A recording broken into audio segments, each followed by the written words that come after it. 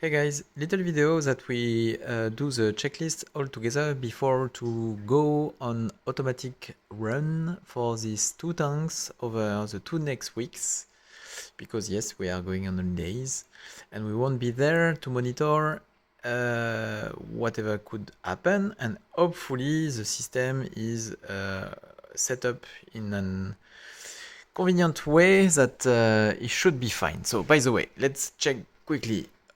On the top, you are checking your tank in front of you. It's not a bad thing. On the top, the lighting system, of course, is running automatically already. The automatic feeder that you can see here, and you have one and another inside, you let it run as it is doing usually. You just have to check. And to change the battery, it's better to put some new battery. Here, this is some flock food for somebody who will come. Thank you, Gerhard. Every 3 days, and this is a little better food or a little sweet food for the fish, but in fact the automatic feeder, it will be fine.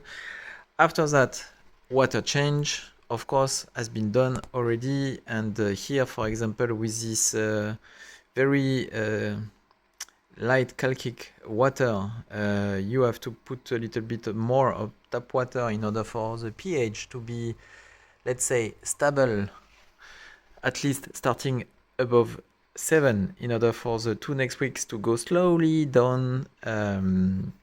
Here, this is not at all a big deal. You do have a KH. KH is something like 12 here, and here something like 1. 12, 1. It's explaining, guy, why you do have such kind of difference of pH. And this is enorm, 9. This is like salt water, typically. So, by the way, water change done, the salt or the mineral additives that could help to maintain your pH, to buffer your pH as much as you can, done.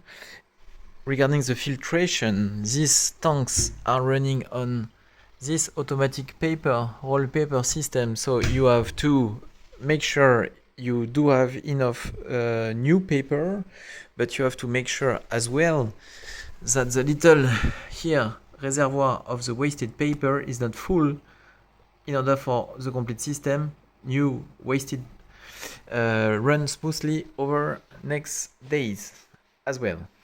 After that, the water stream, the water flow, in fact, you have to slow it down, because here this is some overflow system, and this is a bit tricky if the in case of loss of power outage. Typically, it will this overflow.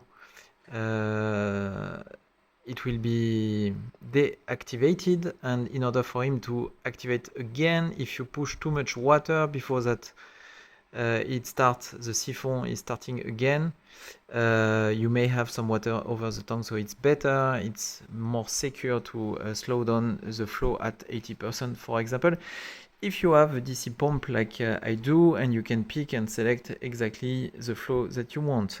After that, we do have the monitoring system of the complete automation, but I add oft some camera in order to understand a bit more what's going on. And this is a kind of example. This one is a camera between the two tanks, and in fact you can play and change the direction of the camera, so it's cool. You can have a look exactly on the fish. After that, you have a look on the sump. This is a discus sump, and this is a tropheus sump.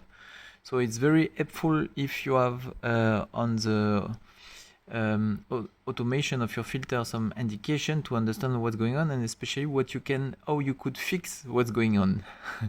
The water level here, the water level here, the paper going in the wasted box, how much paper you do have here, because everything can be activated remotely in case of need, I would say.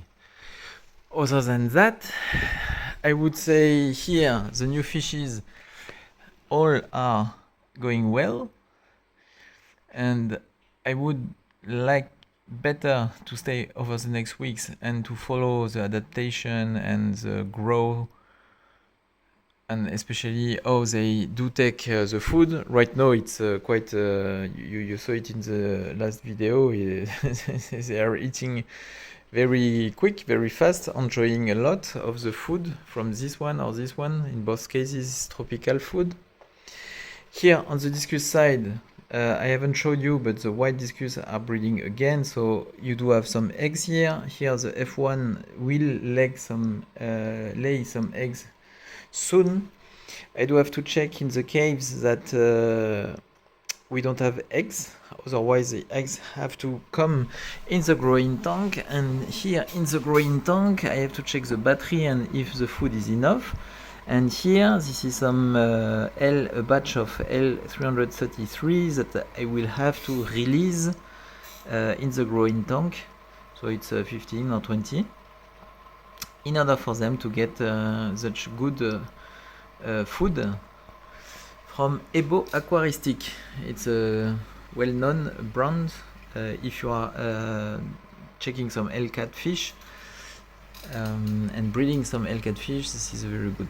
This is open. Of course, you have the reservoir auto top off. Here, this is some osmosis water. Here, I put directly the tap water.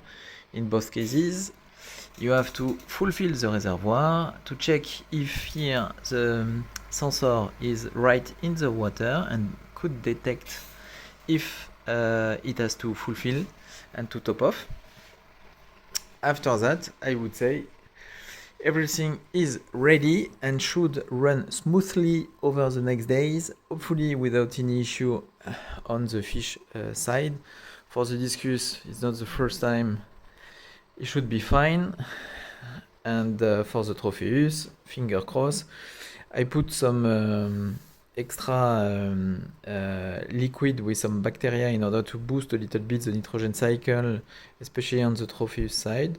And over the last day, the water come back as clear as you can see right now. So here as well for the Tropheus, it should be fine. That's all, guys. Hope everything is going fine, and wish you to enjoy some cool, quick little holidays days for the next days. Ciao, guys.